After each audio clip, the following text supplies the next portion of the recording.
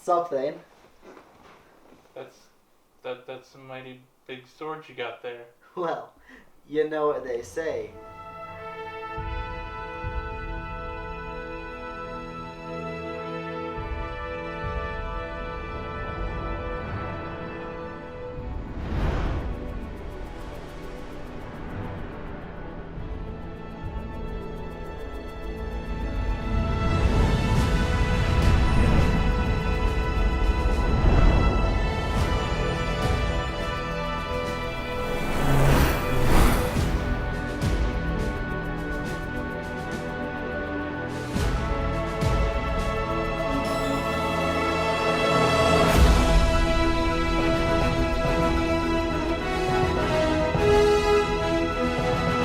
Most gamers fit into two categories: those who have played Final Fantasy VII, and those who know Aerith dies in it. Then there are some like me who find a spot somewhere in the middle. For as long as I can remember, I have heard how great Final Fantasy VII is, and as a result, I have attempted to play it numerous times.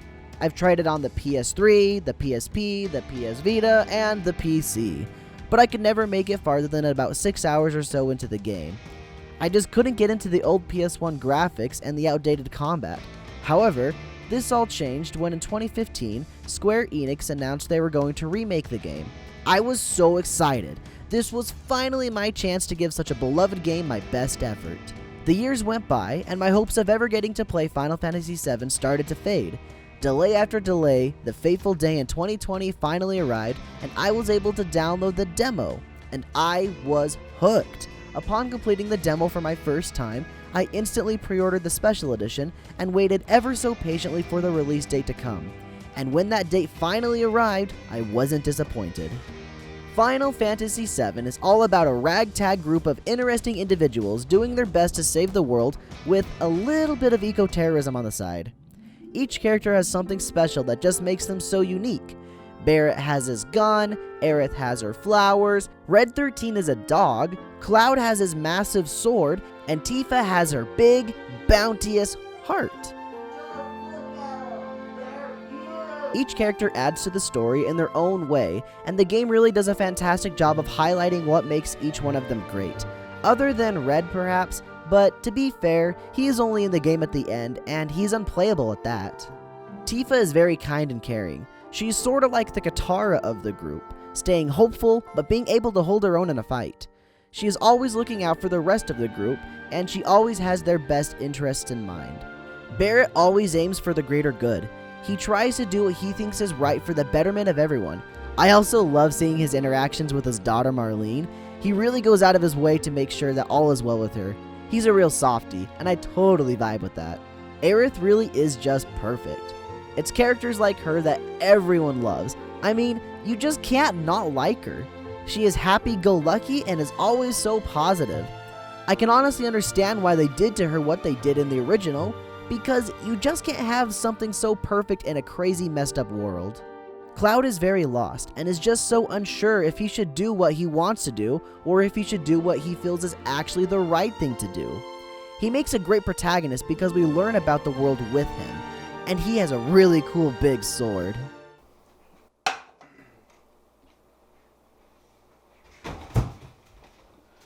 Zay, can you grab that for me? No, I'm cooking. Zay, you can clearly please, see I'm Zay, cooking. I can't. Zay, I need it. The stove is hot. Zay, put the sword down. I can't. This game goes above and beyond to make you feel like you are the bee's knees, the cat's pajamas, the dog's bullocks? What even is that? Yeah, you feel pretty cool while playing this game. The main combat feels like one game split into two. On one hand, it's a typical hack and slash where you go around smacking baddies with your huge sword. On the other hand, it's a turn-based RPG where you methodically choose each of your actions from a pool of attacks or spells. Or, you could just hit things with magic and swords until they die, like me. At first glance, it looks rather confusing, and I really didn't make much sense of what was going on until I was able to try it out for myself. Honestly, I really enjoyed the gameplay found in Remake. Everything was just so fluid, and for the casual normie like I am, I really didn't have to think about much while playing. Granted, I did play on the easier difficulty, but I never felt like I was overpowered. There is equipment you can give to each character, but all I did was give my character stuff that increased their stats. The game also has a pretty in-depth weapon upgrade system, but there is also an auto upgrade option, which I took full advantage of.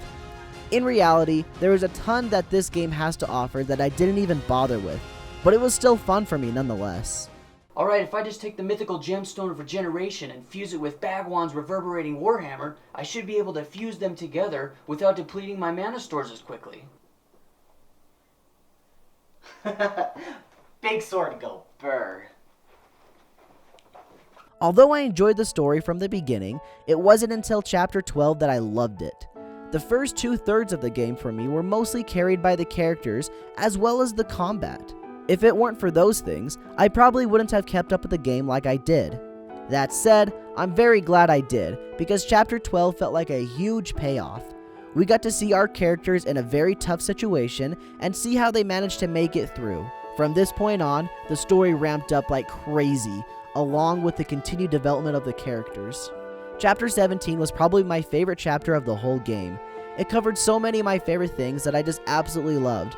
Early on, there are times when you get to play as another character other than Cloud, but not for very long. In this chapter, you spend half of the time without Cloud even being in your party. I'm going to talk more in depth about this part for a bit, so if you're trying to avoid spoilers, go to the timestamp on the screen now. And with that out of the way, let's dish. While making your way through Shinra HQ, our characters get split up, and they have to rely on each other to get back together. This whole chapter was filled with character interactions that we really hadn't seen too much of until now. And as a result of the split up, we got to see Cloud and Barret interact with each other on a more personal level, and on the flip side, we also see Tifa and Aerith and how they get along with each other. This leads up to what was my favorite boss fight of the game, Swordipede.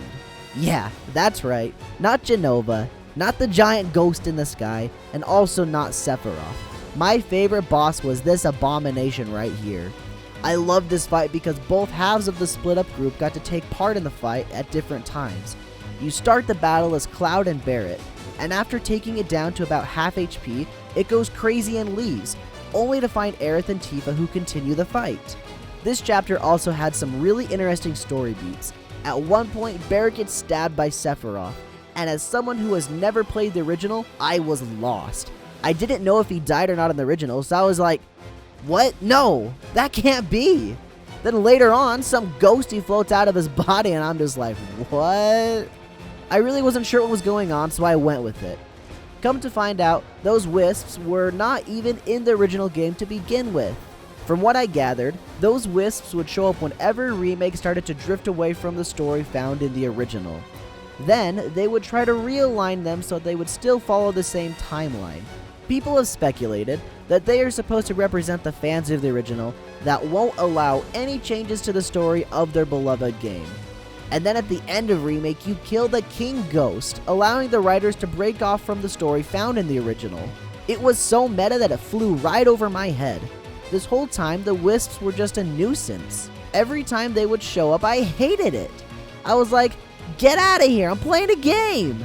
So at the end, when I killed them for good, I was happy. But I was confused because I never played the original. And that's my biggest complaint. I feel like I missed out. I really enjoyed Remake, but now I'm going to be missing out the story found in original. It's my own fault though. I really have to hand it to the writers. I think they really were able to craft a remake of a timeless classic without damaging what was already in place. It would be a ridiculous challenge to try to recreate something that had so much potential to be hated by original fans. And by all means they did it. But not just for fans of the original, but also for people like myself just getting into the franchise. Square Enix was able to create something that not only lives up to the original, but also stands side by side without stepping on any toes. And of course, they were able to create a phenomenal JRPG for normies. Thank you everyone for watching the video. I hope you guys all enjoyed it. And if you did, do the things you know that people say at the end of these videos. I really had a lot of fun making this video, especially making that giant sword. It was really cool. I mean, just look at it. There's a picture on the screen right now. It's so cool. It was so much fun to make, and I'm really happy that we're going to have it for like a prop in the future and also something to be in the background of videos and whatnot. It's going to be great. Anyway, thanks again. Hope you guys all have a good rest of your day, and remember to keep it rad.